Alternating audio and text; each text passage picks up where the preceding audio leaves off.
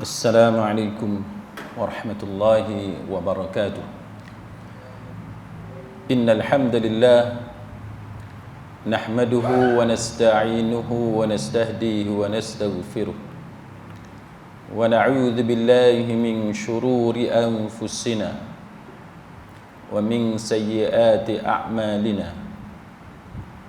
Man yahdihillahu fala mudilla lahu wa man yudlil fala hadiya lahu.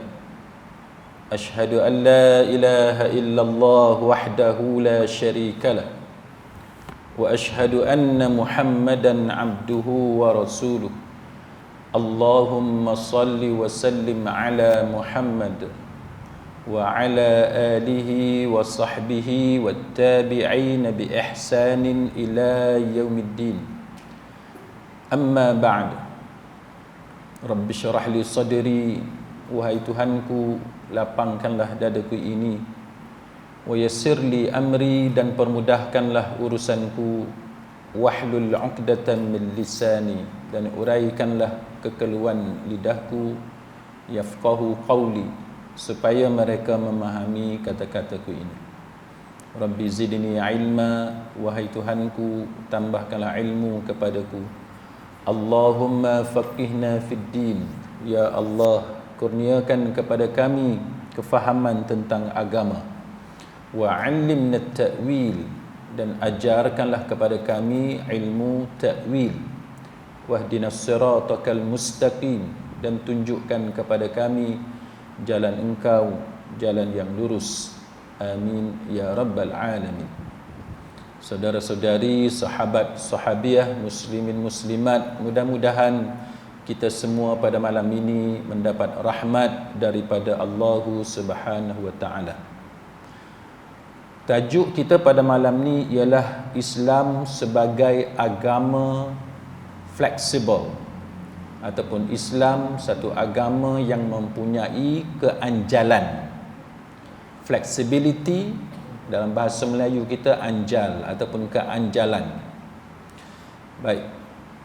Tajuk seperti ini, sidang hadirin mukminin, penting untuk kita faham supaya kita dapat appreciate. Kita sepatutnya bersyukur kerana Allah Subhanahu wa taala mengurniakan kepada kita suatu agama yang mempunyai keanjalan. Sebab kalau agama ini dia strict dan dia kaku dan dia statik, maka itu akan menimbulkan pelbagai kesusahan kepada kita sebagai penganut agama Islam.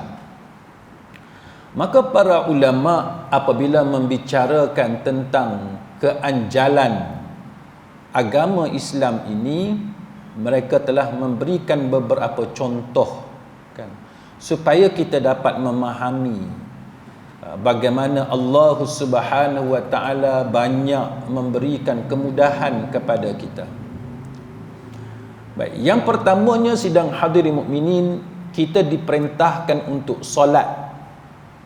Dan tuan-tuan boleh perhatikan bagaimana orang Islam ini dia ada suatu keunikan yang tersendiri berbanding dengan agama lain dari sudut semayang. Bagi kita orang Islam, bumi Allah Ta'ala ini seluruhnya adalah masjid, kecuali tempat-tempat tertentu yang dilarang dengan jelas dalam nas, seperti tandas dan seumpamanya. Dalam dunia ni, kalau tuan-tuan travel, tuan-tuan rajin bermusafir, dia setengah-setengah negara dia ada bilik yang dipanggil sebagai quiet room ataupun seumpamanya, bilik senyap. Bilik itu sebenarnya bilik untuk beribadat yang dibuka kepada semua penganut mana-mana agama sekalipun. Tuan-tuan pergi ke Eropah sebagai contoh, ataupun setengah-setengah negara yang tertentu di benua Amerika dan benua lain, lapangan terbang dia memang ada letak satu, kan, signboard ataupun tulisan yang tertulis quiet room. Lepas tu dia letak lambang macam-macam agama ada. Tuan-tuan pergi kat situ. Pengalaman saya dan saya percaya pengalaman tuan-tuan juga, pengalaman ramai kawan-kawan kita yang banyak travel dalam dunia ni, bila kita masuk quiet room ataupun bilik yang dikhususkan untuk sembahyang, biasanya bukanlah tak pernah, tapi susah kita nak jumpa penganut agama lain sembahyang kat situ.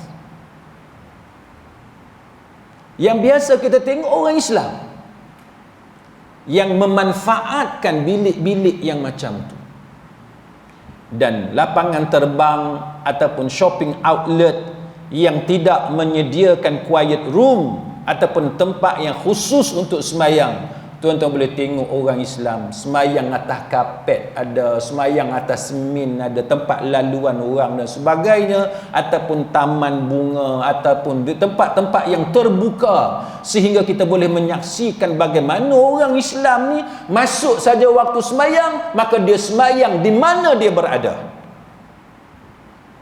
Tidak menjadi satu kesulitan bagi orang Islam bila nak sembahyang mesti cari masjid yang ada bangunan macam kita ni, tak. Di mana sahaja bumi Allah, itu adalah masjid, tempat sujud, tempat kita sembahyang. Itu contoh kan flexibility ataupun keanjalan yang ada dalam syariat Islam, yang kita susah nak jumpa keanjalan seperti ini ada kepada agama lain. Yang kedua, tuan-tuan sekalian, apa bukti keanjalan Islam? Yang kedua, bukti keanjalan ataupun flexibility agama Islam ini ialah dalam soal kita berpakaian. Kita nak pakai baju apa, kita nak pakai seluar apa, kain macam mana, terpulang kepada kita. Cuma tak bolehnya pakaian yang mendedahkan aurat, ataupun pakaian menjadi lambang kepada agama yang tertentu, ataupun pakaian yang menjadi lambang kejahatan manusia. Itu tak boleh. Kalau kita pakai pakaian tu menyebabkan orang keliru, rasa dia ni Islam tapi pakaian tu macam Sami sebagai contoh, yang tu tak boleh lah. Ataupun bila kita pakai pakaian tu orang kata kita ni orang jahat, tengok pakaian tu orang kata ni orang jahat ni, orang fasik, orang yang derhaka pada Allah, itu tak boleh kan. Yang ada gambar tengkorak lah kan, macam-macam gambar yang pelik-pelik itu tak boleh. Tapi kalau selain daripada itu, tuan-tuan nak pakai baju Melayu pun boleh, nak pakai t-shirt ada collar pun boleh, t-shirt tak ada collar pun tak apa. Orang perempuan nak pakai kain pun boleh, nak pakai seluar pun boleh, nak pakai apa sahaja. Ikut bangsa kita Melayu pun boleh, nak ikut bangsa kita India pun boleh, ikut bangsa kita asal Cina, nak pakai orang Cina pun boleh, Jepun ke Korea ke orang putih ke necktie, pakai bilah. Yang penting tutup aurat. Yang penting bukan pakaian orang jahat. Itu menunjukkan flexibility keanjalan Islam. Sebab tu bila tuan-tuan datang semayang, tuan-tuan tengok yang pakai baju ni mana sama. Ada pakai jubah kan, ada pakai baju Melayu, ada pakai kemeja, pakai apa sahaja. Itu menunjukkan bagaimana Islam ni satu agama yang anjal. Orang perempuan nak semayang wajib pakai telekung putih ni ke? Tak wajib pakai telekung putih. Orang perempuan sebenarnya tak payah bawa pakaian semayang. Cuma baguslah bawa tu kan, baguslah kok kotor ke nak selesa ke apa ke, baguslah bawa. Tapi nak cerita dari segi keanjalan Islam tu, kalau tak bawa pun kita pakai, kita semayang dengan pakaian hak kita pakai, hak tutup aurat tu dah cukup. Ada orang kata boleh ke ustaz? Dia kalau tak boleh, kalau tuan-tuan pakai baju kerja ke, baju pergi sukan ke, baju pergi pasar malam ke, baju bersiar-siar apa semua makan angin tu, kalau tak boleh guna untuk sembahyang, itu menunjukkan puan-puan semua pakai pakaian yang belum cukup menutup aurat. Yang tu kena tahu. Kalau pakaian yang kita pakai tu pergi pasar malam, pergi jogging ke, pergi mana tak kira lah, pergi tuition ke, pergi mengajar, pergi kerja ke, pakaian tu kita tak boleh guna untuk semayang, itu menunjukkan puan-puan pakai pakaian yang tidak sempurna tutup aurat. Kalau pakaian yang puan-puan pakai tu sempurna tutup aurat, tuan tak boleh semayang tu. Oh, saya pakai tracksuit ustaz. Tracksuit pun tutup aurat tak? Kalau dia longgar, kan? Dia longgar, dia tutup semua, boleh. Pakai jersey ni, jersey netball apa semua, duk main sukan apa semua tu kan. Tapi tutup aurat, lengan panjang apa semua, baju pun longgar, boleh semayang. Saya pengalaman saya buat satu kes jenayah. Makcik tu dengan anak perempuan dia naik kereta saya. Lepas tu saya tengok jam, Zuhur dah nak habis, dah ujung dah Zuhur, nak masuk asar dah, lagi sejam lebih kurang lah, lagi sejam nak masuk asar. Saya kata, makcik, kak, kita kena berhenti ni, semayang dulu, semayang Zuhur dulu. Dia kata tak apalah ustaz, pergi lah, saya ni pakaian saya kotor. Dia kata tak bawa telekong. Jadi kalau betul pakaian tu kotor, tu cerita lain lah. Tapi kalau pakaian kita tu kita rasa tak sesuai, tak sempurna tutup aurat untuk semayang, itu menunjukkan bahawa kita berdosa pakai pakaian yang tidak sempurna tutup aurat. Poin yang saya nak cerita kepada tuan-tuan, mudahnya agama kita. Hatta pakai tracksuit pun orang perempuan boleh semayang. Siapa rajin bawa telekung dalam beg, dalam bekas tu, baguslah. Bukan saya kata tak bagus, bagus. Cuma nak cerita mudah. Pakai baju kerja pun boleh semayang. Kita kerja apa? Kerja di bank ke, kerja di sekolah ke, pejabat kerajaan ke, swasta ke, kilang sekalipun, kalau pakaian kita tu tutup aurat, faddal. Kan? Color apa pun tak apa, tak color putih, color lain, color biru, color hijau, color hitam, boleh pakai color apa sekalipun. Tidak ada satu pakaian khusus untuk orang perempuan ataupun orang lelaki untuk semayang. Dah, asal tutup aurat. Itu contoh. Sebab tu kalau kita nak pergi ke Eropah, di masjid banyaknya pakai kot, kan? Namanya pakai kot. Sebab itu pakaian di sana, pakailah dengan pakaian tempat kita. Malah Nabi sallallahu alaihi wasallam mengajar kita, bila kita berpakaian, jangan pakai pakaian yang pelik dipandang oleh masyarakat. Kita kena pakai pakaian yang biasa orang kita tengok. Kalau kita datang masjid, yang biasa orang tengok apa? Jubah, baju Melayu, t-shirt, kemeja, bolehlah. Pakai hak lagu tu. Jangan hak pelik sangatlah. Jangan hak pelik sangat. Jadi itu contoh bagaimana fleksibelnya agama kita. Yang penting tutup aurat, pakaian itu pakaian takwa, mana pakaian orang baik-baik, bukan pakaian orang jahat. Jadi bila orang tengok kita, orang tahu kita ni orang baik. Tengok gaya kita tu, orang tahu kita ni orang baik. Baik. Selain daripada itu, sidang hadirin mukminin, kita sekarang ni nak masuk puasa, kan, bulan Ramadan. Ramadan ni wajib, tapi agama bagi kemudahan kepada kita. Kita bermusafir, padahal kita bermusafir sekarang bukan susah pun. Naik kapal terbang, ataupun tuan-tuan yang ada Alphard, Velfire, duduk dalam kereta tu macam kapal terbang. Ada driver lagi, dengan aircon apa semua, kan, dengan kursi pun empuk, boleh tidur apa semua. Tapi bila kita perjalanan kita lebih 2 marhalah, boleh tak kita buka puasa? Boleh.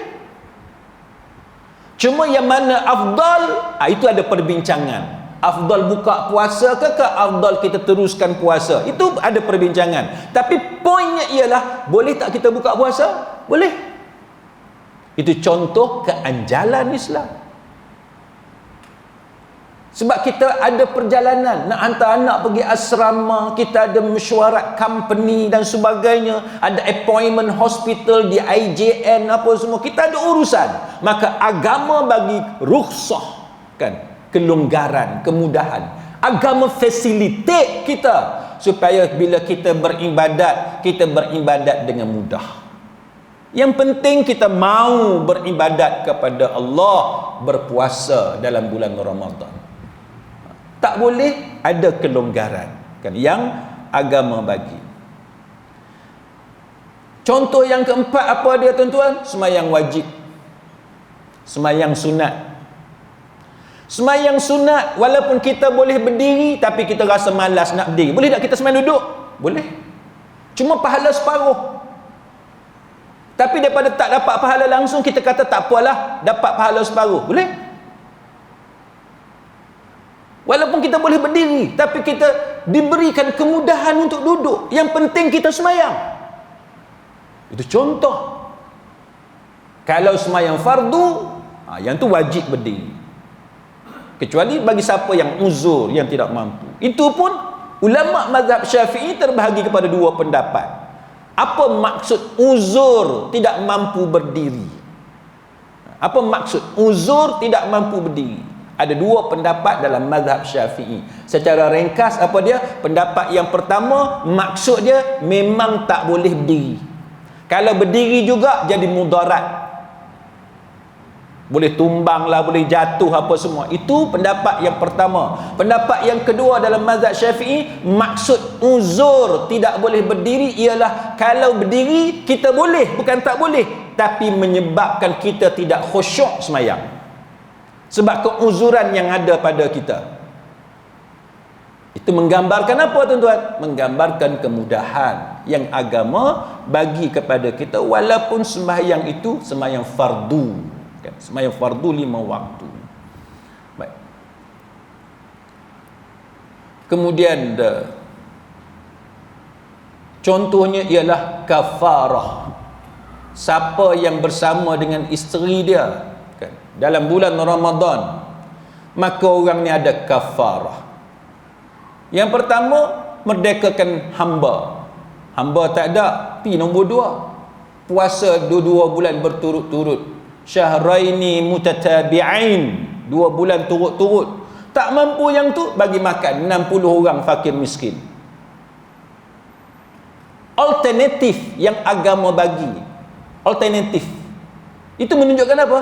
Menunjukkan facilitation kan, kemudahan yang agama bagi kepada penganut dia kan, supaya kita ni supaya kita ni bersyukur dengan kemudahan yang Allah Ta'ala kurniakan kepada kita. Jadi itu menunjukkan betapa Allah Subhanahu Wa Ta'ala kasih kepada kita. Baik. Jadi sidang hadirin mukminin, kenapa benda macam ni ada dalam agama kita? Pasal apa? Kenapa ada benda ni? Baik, antaranya ialah surah Baqarah ayat 286. Allah Ta'ala kata, la yukallifullahu nafsan illa wus'aha. Allah tidak membebankan seseorang melainkan setakat kemampuan dia. Maka bila Allah Ta'ala bebankan kepada kita, dia taklifkan satu bebanan, tanggungjawab kepada kita, tugas kepada kita, maka dia bagi itu tidaklah melampaui daripada kesanggupan kita kan? Sebab tu dalam agama kita ni tuan-tuan, ada sampai tahap bohong pun boleh kan? Bila orang paksa kita untuk kafir, na'udzubillah, boleh tak kita bohong? Boleh. Kita kata tak apalah saya masuk Kristian, tak apalah saya keluar daripada agama saya. Pasal apa? Dia paksa kita letak senjata dekat kepala. Maka itu contoh bagaimana agama kita ni dia bagi kemudahan. Benda yang kita tak mampu, kita tidak dibebankan dengan tanggungjawab tersebut. Itu contoh kan yang disebut oleh Allah Subhanahu Wa Ta'ala.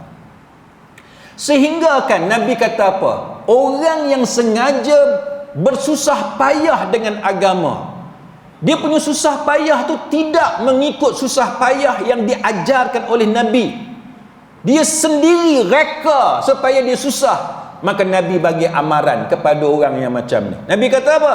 Inna dina yusrun. Nabi kata sesungguhnya agama itu mudah, walai yushaddad walan yushaddad dina illa ghalabah, tidaklah seseorang itu berlebih-lebihan, buat susah, buat payah dalam agamanya, illa ghalabah, kecuali dia akan jadi kalah. Mana dia tak dapat melaksanakan perintah agama dengan sempurna. Siapa yang buat susah, akhirnya dia akan tewas.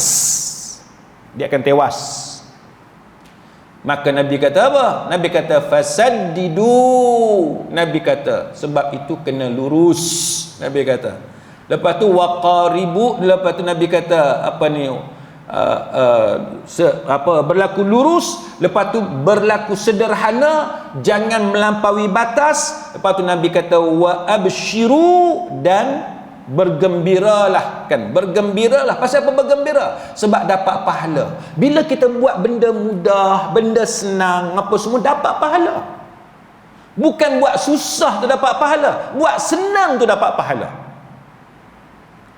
Sebab tu Dr. Yusuf Al-Qaradawi rahimahullahu ta'ala, dia kata apa? Dia kata Nabi bila ada dua pilihan yang mudah, ada dua pilihan, maka hak mana mudah, Nabi ambil hak mudah. Kan? Itu dalam fiqhul aulawiyat. Itu menunjukkan apa? Menunjukkan antara sunnah yang diajarkan oleh Nabi sallallahu alaihi wasallam dalam agama ni, jangan saja-saja nak pergi ambil hak susah. Jangan. Lepas tu Nabi kata serta mohonlah pertolongan kepada Allah dengan ibadah pada waktu pagi, petang dan sebahagian malam. Maka siapa-siapa yang merasakan Islam ni satu agama yang susah, satu agama yang melampau, dia rasa Islam ni mengarut ataupun berat sangat ibadat-ibadat dia, ada beberapa kemungkinan orang lagu ni. Orang hak rasa Islam ni melampau, orang hak rasa Islam ni susah, orang hak rasa Islam ni benda yang sangat berat, hanya ada beberapa kemungkinan yang berikut. Apa dia tuan-tuan? Yang pertamanya, dia bodoh, dia jahil, sebab dia tidak mengikut Quran dan sunnah sebagaimana kepahaman para sahabat, dan dia tak mau belajar mengikut ilmu hukum syarak yang betul. Kampung saya dulu tuan-tuan di Kelantan, ada satu orang, dia ni orang alim, dia bukan orang jahil. Tapi tuan-tuan, kita kena terima realiti. Kalau kita alim macam mana sekalipun, kita tidak alim dalam semua benda. Tuan-tuan setuju tak dengan saya? Kan? Kalau kita alim sekalipun, kita tidak alim semua benda. Saya bagi contohlah, ustaz lah kita kata. Ustaz ke, tok guru ke, ulama ke. Tuan-tuan tunjuk kat saya, mana dia ustaz ataupun tok guru ataupun ulama yang alim semua bidang. Tak payah pergi jauh, kita cari di belah Penang pun cukup. Balik pulau kita ni, Penang kita ni, ataupun dalam Malaysia, dalam negara kita, tunjuk dekat kita semua siapa dia alim ulama, tok guru yang mana dia alim semua bidang. Tak ada. Ada ustaz, dia mungkin alim bidang fiqh, tapi bila dia baca Quran, kita tahu dia tidak alim dalam tajwid, dia tak pandai dalam tajwid, dalam bacaan, dalam tilawah. Menunjukkan apa? Menunjukkan dia alim satu bidang. Dia mungkin alim bidang tasawuf, kan? Tapi dia tidak alim dalam bidang muamalat, Islamic banking, Islamic finance. Sebab tu tuan-tuan tak boleh bila nak cakap bab tajuk yang specialized, kan? Tajuk yang khusus, yang spesifik.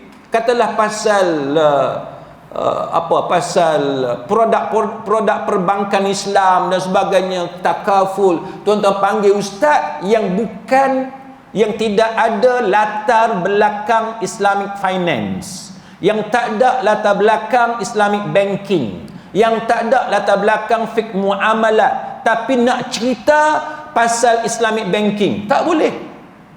Nanti keluarlah fatwa-fatwa pelik, forex halal apa, online forex yang dia tak tahu apa-apa. Itu contoh.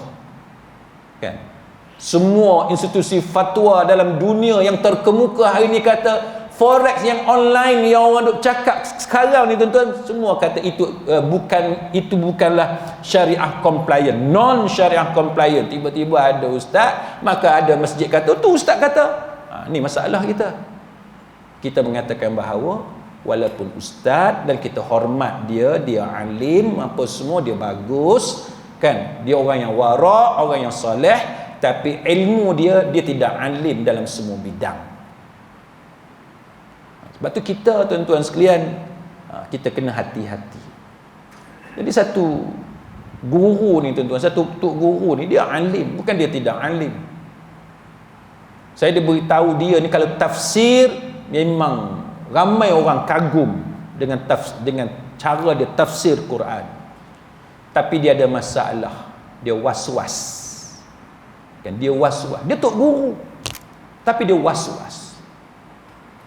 Dia punya was-was ni, saya ringkaskan cerita tuan-tuan, sampai dia korek ni kuku-kuku dia, sampai luka kuku.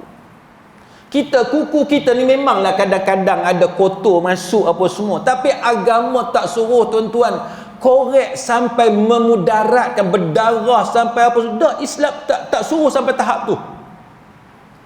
Tapi dia punya was-was, dia korek sampai berdarah. Lepas tu yang lebih dahsyat tuan-tuan, dia terjun dalam telaga, dalam perigi. Orang mandi, ambil air perigi tu, dia terjun dalam sebab dia was-was. Sebab tu contoh paling baik bab was-was ni, Nabi cerita pasal apa tuan-tuan? Pasal keluar angin. Kan? Maka siapa yang was-was, hukum dia apa? Bunyi atau bau je. Walaupun kentut ni ada kentut yang tak ada bau, tak ada bunyi, tapi bagi orang yang was-was, dua ni cukup. Menunjukkan apa? Menunjukkan Islam satu agama yang bagi kemudahan kepada kita. Sebab kalau ikut was-was kita tuan-tuan, dia akan rosak. Kita akan rosak. Diri kita akan rosak. Nak tahu orang tu was-was macam mana? Tengok masa dia mandi wajib. Bila dia buka mata dia, tadah mata dia kepada air shower, itu tanda dia was-was. Nak tahu dia was-was atau tidak? Tengok dia mandi wajib berapa lama. Kalau setengah jam dia mandi wajib, dia was-was. Maka Islam satu agama yang mudah. Sehingga kan tuan-tuan, Hujjatul Islam Al-Imam Al-Ghazali rahimahullahu ta'ala, dia cerita pasal ulama-ulama mazhab dalam bab nak mengelak was-was. Imam Ghazali ajar apa? Pergi toilet, basahkan pakaian kita supaya kita tidak was-was. Kita kata ni air yang kita yang titikkan. Sampai tahap tu. Dan ulama bagi contoh seperti Imam Abu Hanifah dan beberapa ulama yang lain. Kalau dia masuk ke toilet, kita rasa seolah-olah dia tak basuh. Pasal apa? Cepatnya dia keluar. Gambaran apa? Gambarannya ialah nak lawan orang yang rasa dia ni bersih, dia ni sufi, dia ni makam tinggi. Sebab apa? Bila masuk toilet, dia paling lambat keluar daripada toilet. Macam tu. Nak tahu kita was-was ataupun tidak, kita bebankan diri kita ataupun tidak, tengok tempoh kita ambil wuduk dengan orang lain macam mana. Orang Sungai Rusa, kalau ambil wuduk berapa minit? Tanya depan ada. Orang Sungai Rusa, kalau ambil wuduk berapa minit? Tak pernah kira. Lepas ni ambil handphone, tekan. Masa ambil wuduk, tengok berapa minit. Agak-agak berapa minit? 2-3 minit. Okey lah. Boleh setuju tak? 2-3 minit. Baik.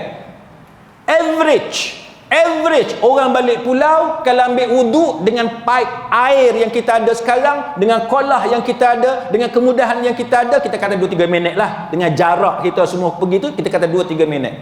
Maka siapa yang ambil wuduk 10 minit, dia melampau. Tuan boleh faham tak? Itu. Kita kena ukur diri kita. Ni sampai orang tengok dia tu buat apa lama. Ambil air semayang. Tak sudah lagi. Orang lain dah 4-5 orang dah sudah. Dia tak sudah lagi. Itu dia bebankan diri dia. Yang Nabi kata apa? Dia akan merosakkan diri dia. Dia akan terkalah.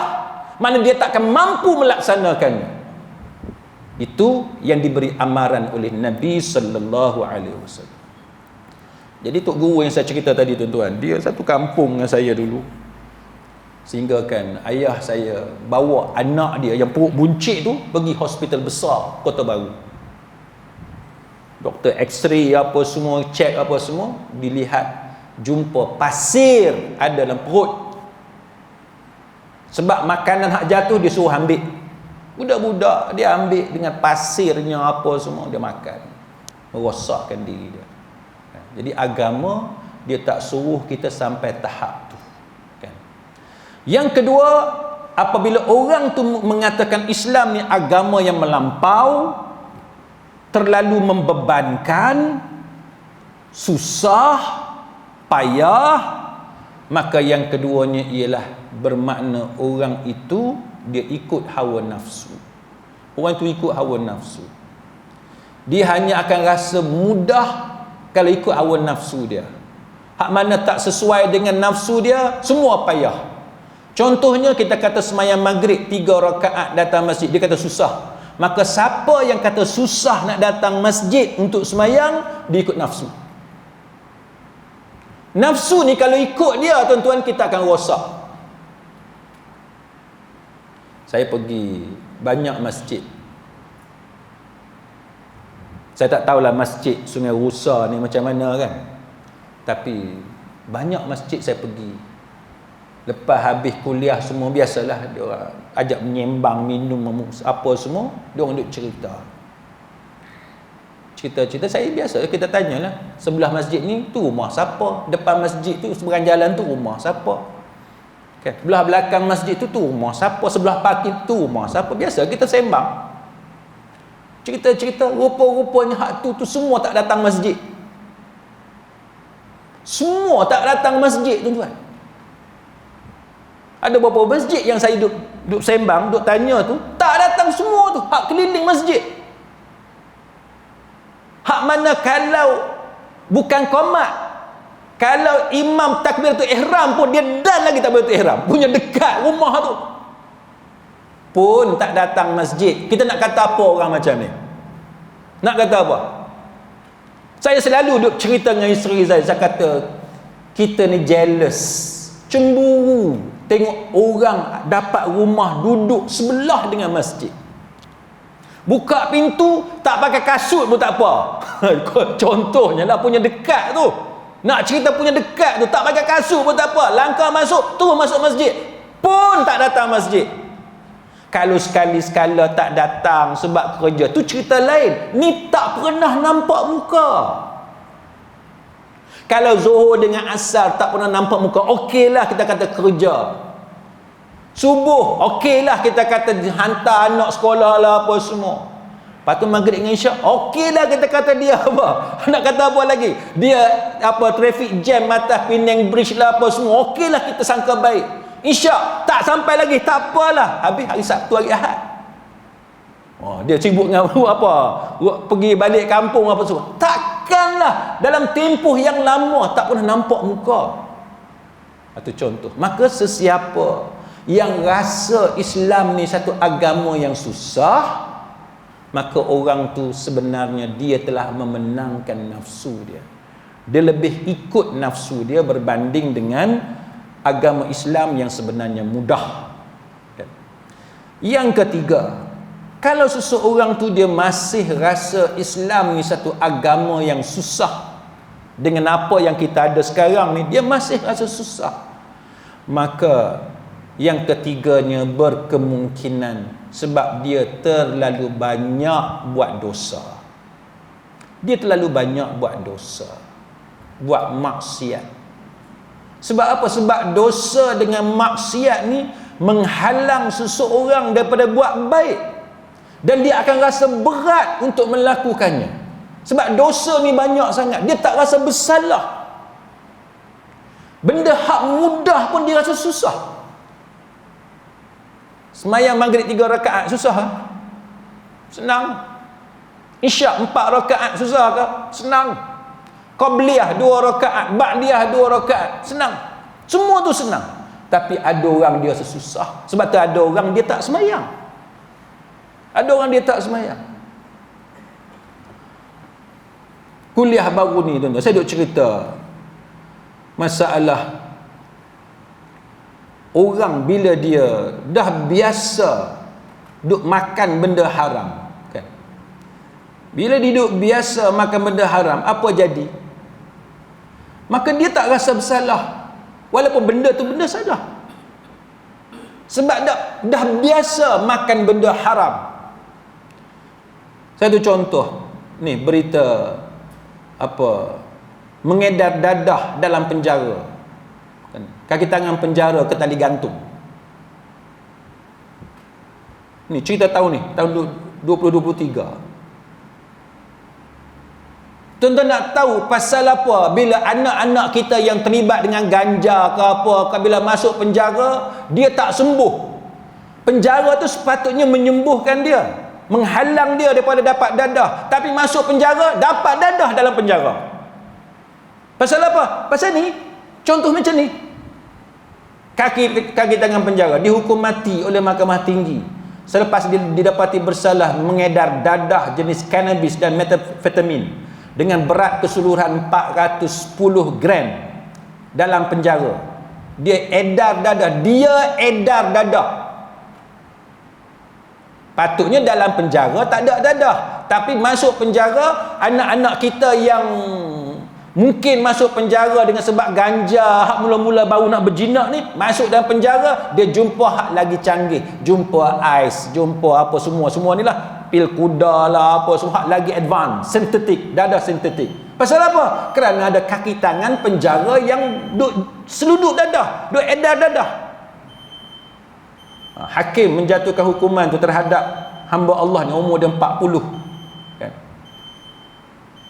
Mengikut Seksyen 39B kurungan 1 kurungan A Akta Dadah Berbahaya, dan boleh dihukum Seksyen 39B kurungan 2 Akta yang sama, gantung sampai mati. Ada 4 pertuduhan. Heroin pun ada, morfin, etizolam pun ada, clozapine pun ada, macam-macam dadah. Contoh macam-macam kan? Polis pun ada. Ni yang terbaru dibayang lepas kan? Yang terbaru 3 kesan tembakan, tak tahu, berita kata bunuh diri.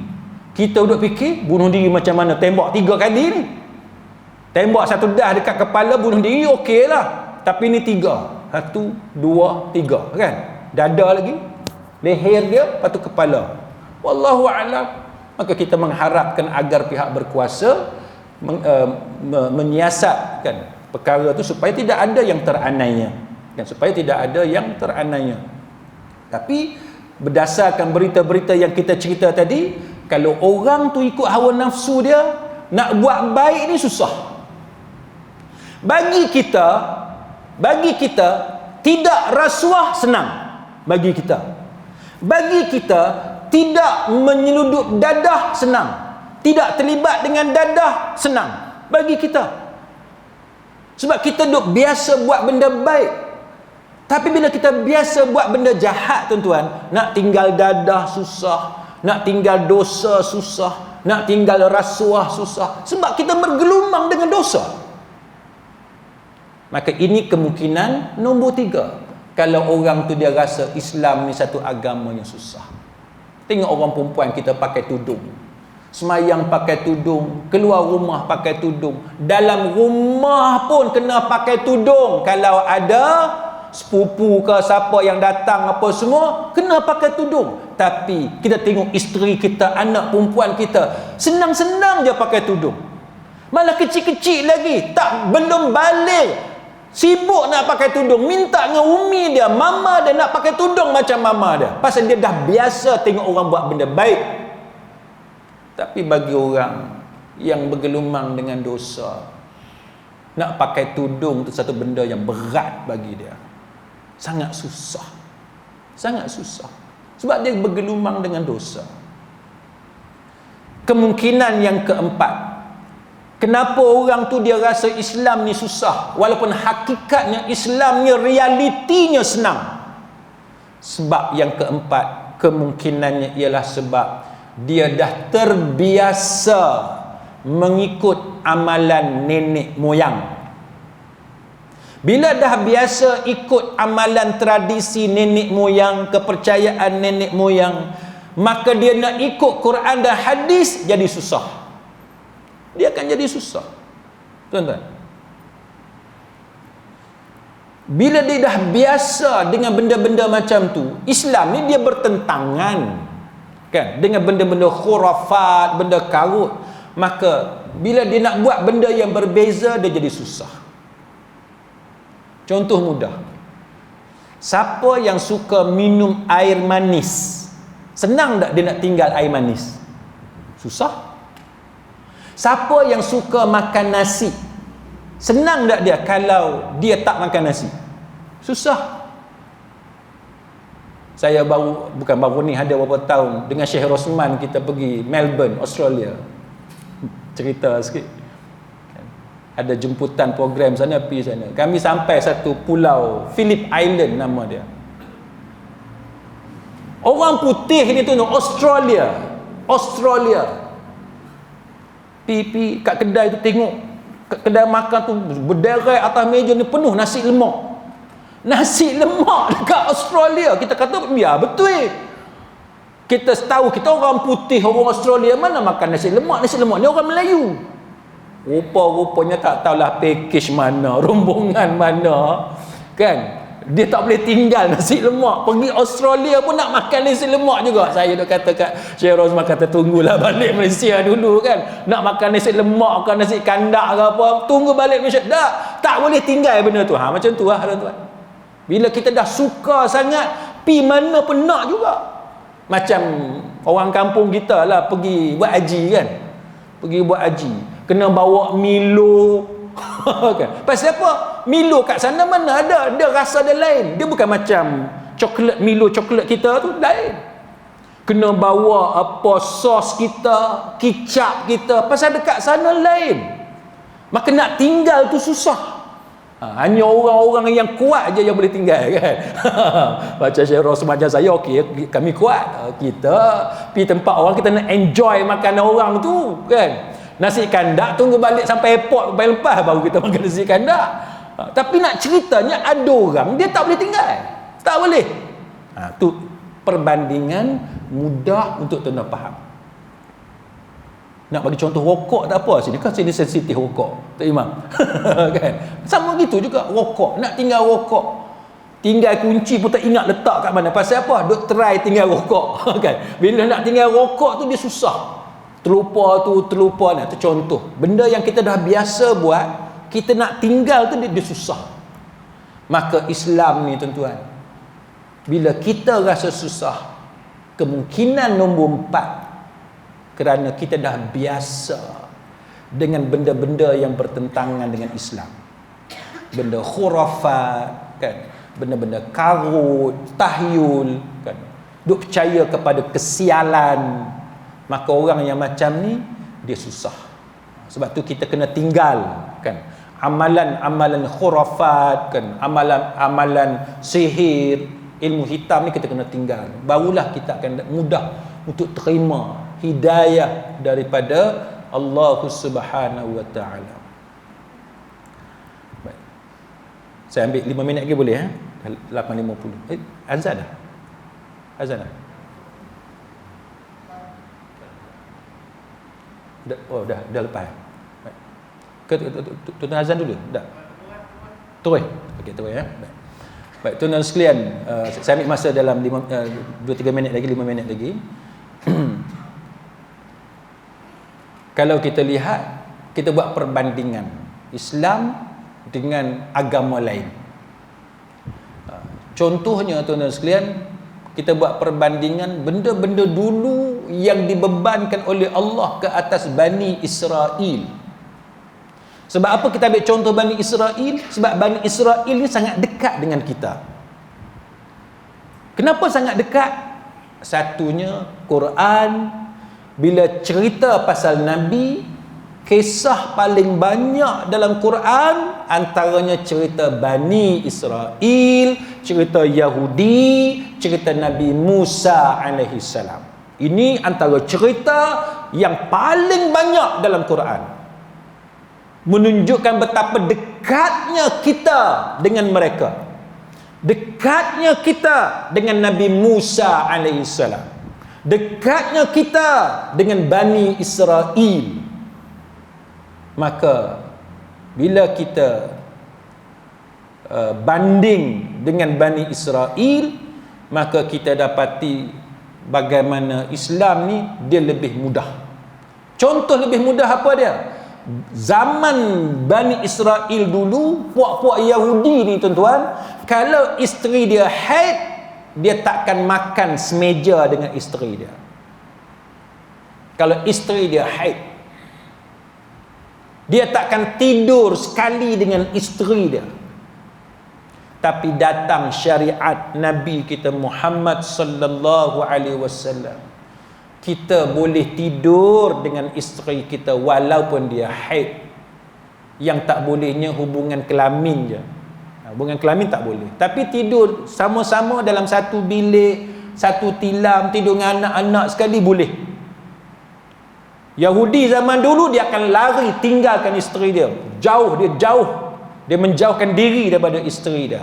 Itu menunjukkan keringanan yang diberikan kepada syariat Nabi kita Muhammad sallallahu alaihi wasallam. Makan sekali boleh tak?